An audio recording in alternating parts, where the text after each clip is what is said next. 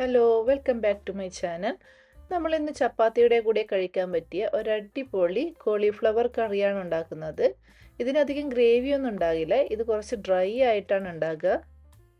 ഈ ഒരു കറി ഉണ്ടാക്കാൻ നമുക്ക് വെറും 10 മിനിറ്റേ വേണ്ടൂ. ഈ ഒരു കറിയിൽ നമ്മൾ തക്കാളി ഉള്ളിയും വഴറ്റി സമയം കളയേണ്ട ആവശ്യമില്ല. അതുപോലെ തന്നെ നമ്മൾ സോസ് ഒന്നും ചേർത്ത് കൊടുക്കുന്നില്ല. അപ്പോൾ എല്ലാവരും വീഡിയോ സ്കിപ്പ് ചെയ്യാതെ കാണണം. വീഡിയോ ഇഷ്ടപ്പെട്ടാൽ ലൈക്ക് ചെയ്യാനും ഷെയർ ചെയ്യാനും സബ്സ്ക്രൈബ് ചെയ്യാനും മറക്കരുത്. അപ്പോൾ നമുക്ക് വീഡിയോയിലേക്ക് കിടക്കാം.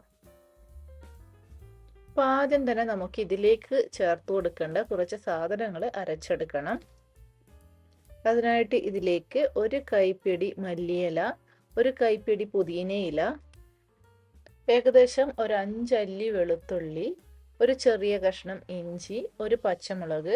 പച്ചമുളകിൻ്റെ അളവ് നിങ്ങളുടെ എരിവിനനുസരിച്ചിട്ട് കൂട്ടുകയോ കുറയ്ക്കുകയോ ചെയ്യാം.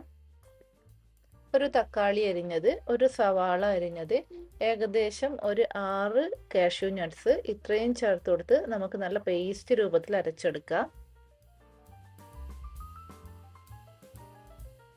അപ്പോൾ ഇതാ നമ്മൾ നല്ല പേസ്റ്റ് രൂപത്തിൽ അരച്ചെടുത്തിട്ടുണ്ട്. ഇനി നമുക്ക് കറി ഉണ്ടാക്കാൻ തുടങ്ങാം. കറി ഉണ്ടാക്കാനായി ഇതുപോലൊരു പാത്രം ചൂടാക്കുമ്പോൾ അതിലേക്ക് 2 ടേബിൾ സ്പൂൺ സൺഫ്ലവർ ഓയിൽ ഒഴിച്ചു കൊടുക്കുന്നുണ്ട്.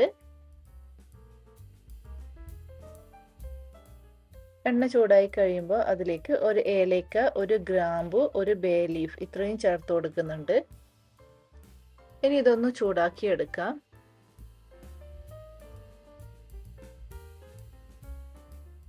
ഇനി നമുക്കിതിലേക്ക് നമ്മൾ അരച്ചു വെച്ചിരിക്കുന്ന പേസ്റ്റ് ഇതിലേക്ക് ചേർത്ത് കൊടുക്കാം.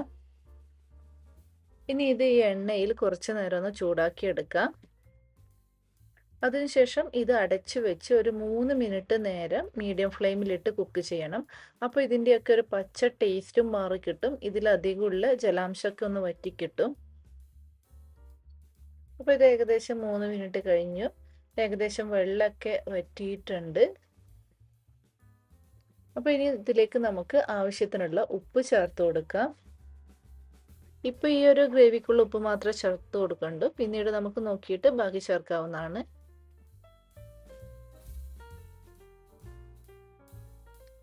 ഇനി ഇതിലേക്ക് ഒരു 1/2 ടീസ്പൂൺ ചെറിയ ജീരകം പൊടിച്ചതും 1/2 ടീസ്പൂൺ ഗരം മസാലയും ചേർത്ത് കൊടുക്കാം. നമ്മളിതിൽ വേറെ മസാലപ്പൊടികളൊന്നും ചേർക്കുന്നില്ല, ഇത് രണ്ടും മാത്രമേ ചേർത്ത് കൊടുക്കുന്നുള്ളൂ. എന്നിട്ടൊന്ന് ചൂടാക്കി എടുക്കാം. ഇനി ഇതിലേക്ക് നമുക്ക് കോളിഫ്ലവർ ചേർത്ത് കൊടുക്കാം. കോളിഫ്ലവർ നമ്മൾ നല്ല തിളച്ച വെള്ളത്തിൽ ഉപ്പും മഞ്ഞളും ഇട്ട് കുറച്ച് നേരം കുതിർത്ത് വെച്ചിട്ടുണ്ടായിരുന്നു.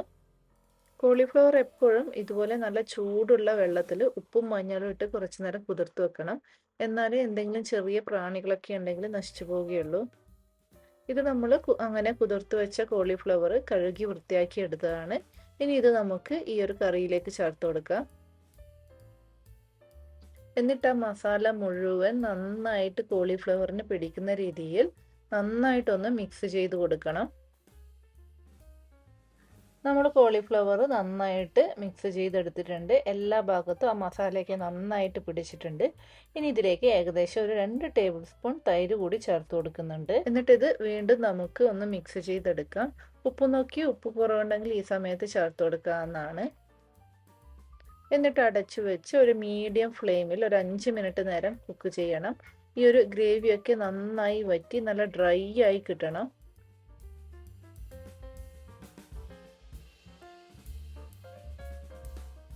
അപ്പോൾ ഇത് ഏകദേശം 5 മിനിറ്റ് കഴിഞ്ഞു. നമ്മുടെ കറി നല്ല ഡ്രൈ ആയിട്ടുണ്ട്.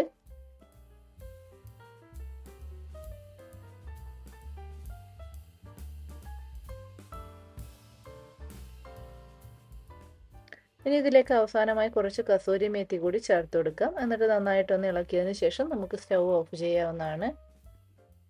കസൂരി മേത്തി ഇപ്പോൾ നമുക്ക് നാട്ടിലായാലും കടകളിലൊക്കെ കിട്ടുന്നുണ്ട്.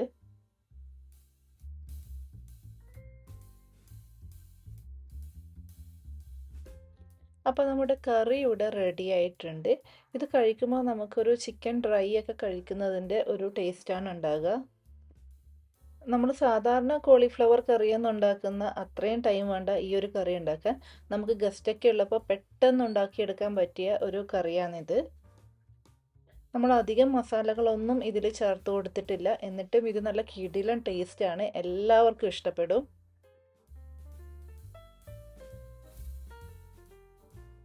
ഞാനിന്ന് ഇതിൻ്റെ കൂടെ കഴിക്കാൻ ചപ്പാത്തിയാണ് ഉണ്ടാക്കിയിട്ടുള്ളത്. അപ്പോൾ നിങ്ങളെല്ലാവരും ഈ ഒരു രീതിയിൽ കോളിഫ്ലവർ കറി ഉണ്ടാക്കി നോക്കണം. എന്നിട്ട് അഭിപ്രായങ്ങൾ കമൻറ്റ് ചെയ്ത് അറിയിക്കണം. വീണ്ടും പുതിയ റെസിപ്പിയുമായി അടുത്ത വീഡിയോയിൽ കാണാം. അതുവരേക്കും ബൈ ബൈ.